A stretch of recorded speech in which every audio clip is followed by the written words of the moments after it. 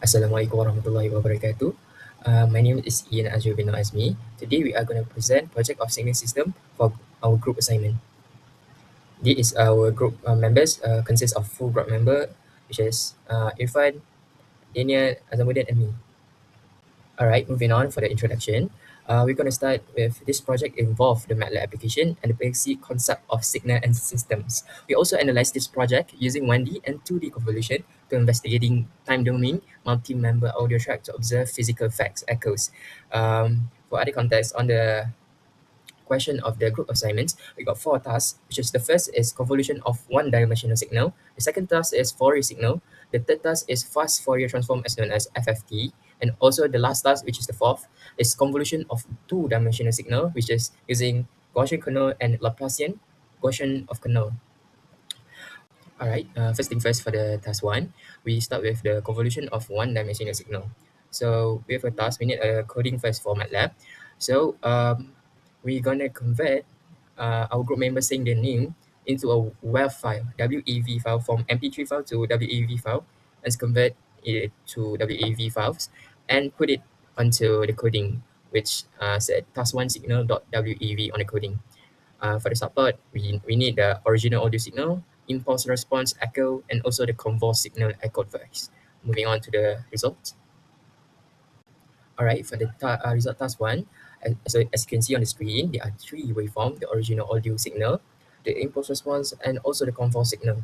This visualization makes it clear how convolution modifies the shape of the waveform. In summary, this task demonstrates how MATLAB can be used to process audio signals, apply filters, and visualize the results in both sound and waveform. That's all for me. Thank you. We will show you the video on the next slide. Thank you. Mudin bin Abu Bakar. My name is Harid Daniel bin Yusri. My name is Ian Azri bin Azmi. My name Muhammad Irfan Mukmin bin Junaidi. My name Muhammad Azamuddin bin Abu Bakar.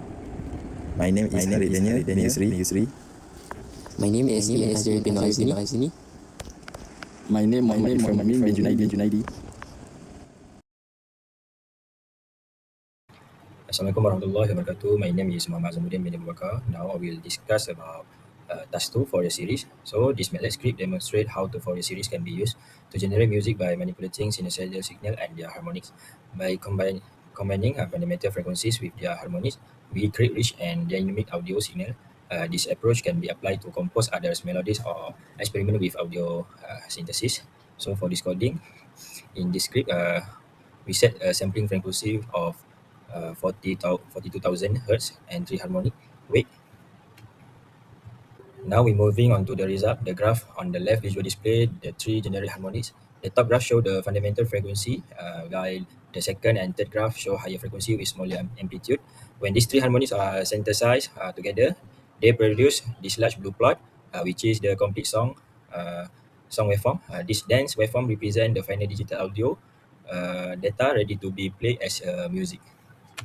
This is the result when we run decoding. This is the result when we run decoding. This is the result when we run.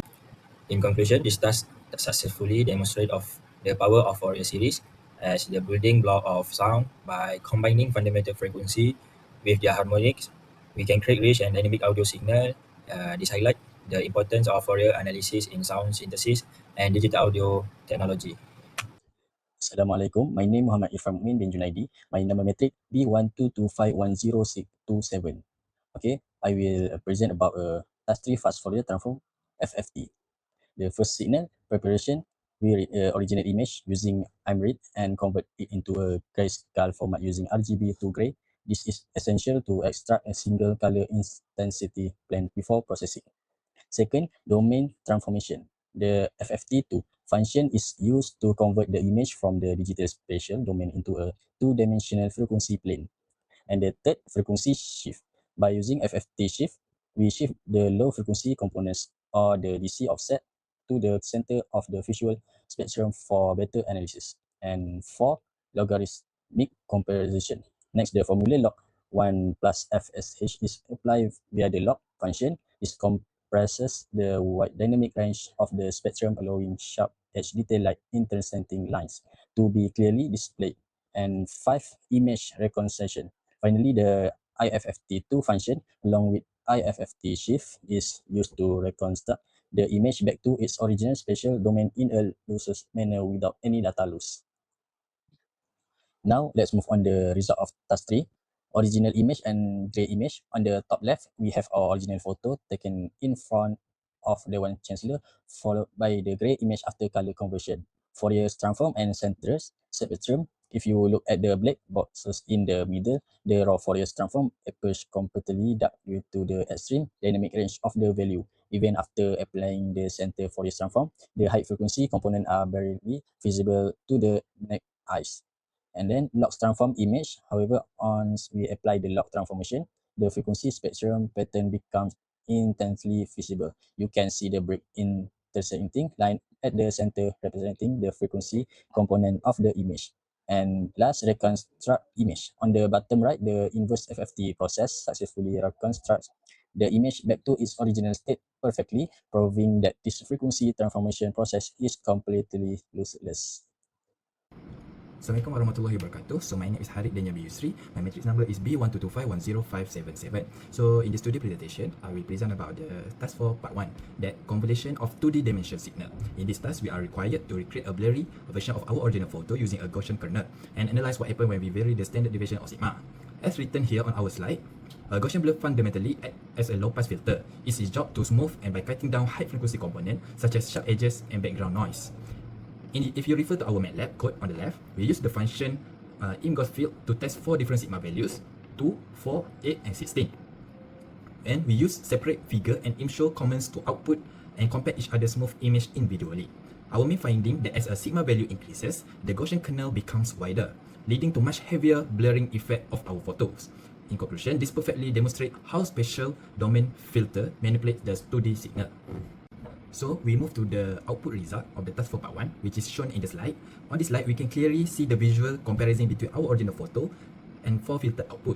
Starting with the second image where the sigma 2 with the photo is only slightly smooth and the text day 1 chancellor is still sharp and readable. But when we increase the sigma value to 4, 8, and 16, you can notice that the fine detail of our face, clothes, and buildings start to disappear. In conclusion, at the maximum value of the sigma equals to 16, the image becomes more heavy blurred and all the sharp edges are completely gone. This result shows that prove our theory, and which is the higher the sigma value creates a wider Gaussian kernel, which is cut off more high frequency details and produce a stronger blur effect on the 2D signal convolution. So let's go move to the task for part 2, so which is cover edge detection using the Laplacian of Gaussian or log filter. In this task, this objective required to detect the visual boundaries of our original image and analyze how varying the standard deviation impacts the result. In this slide, the log operation split into 2 main concepts. So the first one is Gaussian filter smooth out the image to reduce background noise, and second, the Laplacian operator computes the second derivative to highlight areas where the image changed rapidly. So effectively identifying the edges. If you refer to our MATLAB codes, we use f special function with the log parameter to generate 4 different kernels, h1 through h4. For specific, we vary our sigma values at smaller increment, which is 0.2, 0.4, 0.6, and 0.8. In this, we apply kernels to our image using infilter function and display each output in unique figure window to deeply evaluate how changing the sigma value shift our edge detection resolution. So let's go move to the output result in task 4 part 2. So as you can see, the result of edge detection using different sigma values 0.2, 0.5, 0.6, and 0.8. As you can see, the trend here is different from the blur effect. When the sigma is very small, which is sigma 0.2, the lines are very sharp and detailed. As you can see, all the small line of the building, the text, and our clothes. But it also captures a lot of background noise. However, if we increase the sigma value to 0.4, 0.6, and finally 0.8, the fine lines start to fade away and become darker. At 0.8 sigma, the filter only shows the main thickest outline of the day 1 chancellor building. In conclusion, a small sigma value is best for finding small detailed edge, while a larger sigma value is better for finding just the main structure shapes. To conclude, we successfully use MATLAB to apply math concept into the real application. For 1D audio, we create echoes and synthesize a song. For 2D image, we analyze them using FFT and control the image blur and edge using Gaussian and log filter. So overall, this project helped us develop essential engineering and coding skill. That's all from us. Thank you.